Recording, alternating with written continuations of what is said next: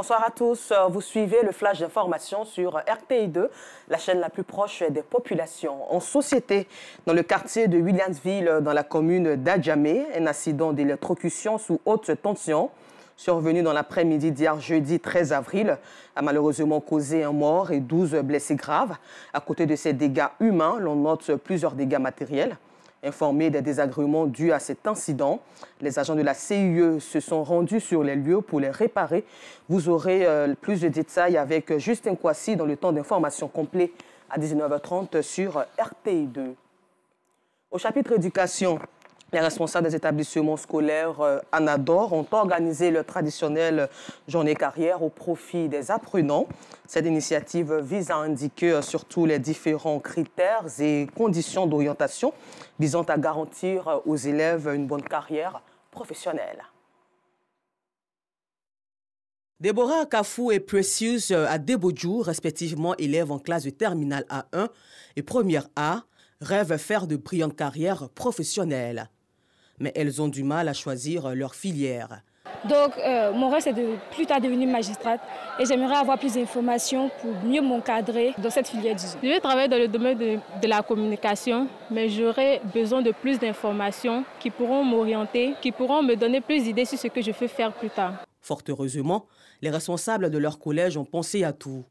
Pour répondre donc aux préoccupations des apprenantes, l'établissement a organisé une journée carrière afin d'instruire les élèves et parents d'élèves sur le choix des filières. Nous invitons les spécialistes, que sont les universités, les grandes écoles, pour venir expliquer les différentes filières qui s'offrent aux apprenants après le baccalauréat. Nous leur demandons de tirer profit, de poser le maximum de questions, qu'ils n'aient pas honte, qu'ils s'ouvrent afin d'avoir les meilleures informations. La présence de cet inspecteur en orientation est bénéfique pour les élèves.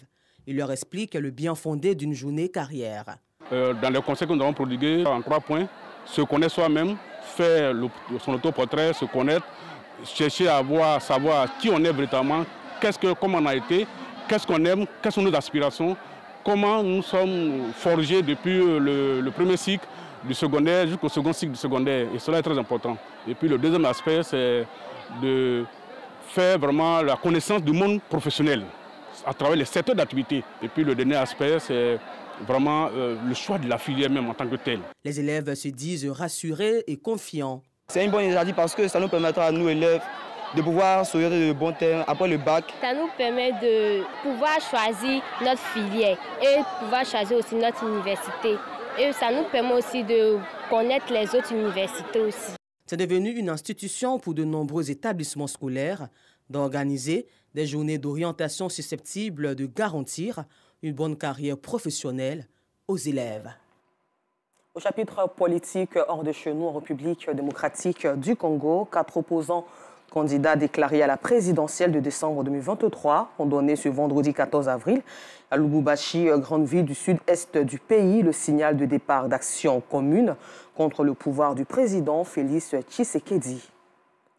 En France, les sages ont validé ce vendredi 14 avril l'essentiel de la réforme des retraites, dont sa mesure phare du recul de l'âge légal de départ à 64 ans. Ils ont par ailleurs rejeté une demande d'un référendum d'initiative partagée par la gauche.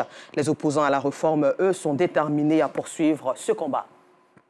Aux États-Unis d'Amérique, pour terminer, un jeune militaire de 21 ans, Jack Teixeira, soupçonné d'être à l'origine de la fuite d'une série de documents confidentiels américains sur la guerre en Ukraine, qui met Washington dans l'embarras, a été inculpé ce vendredi par la justice fédérale.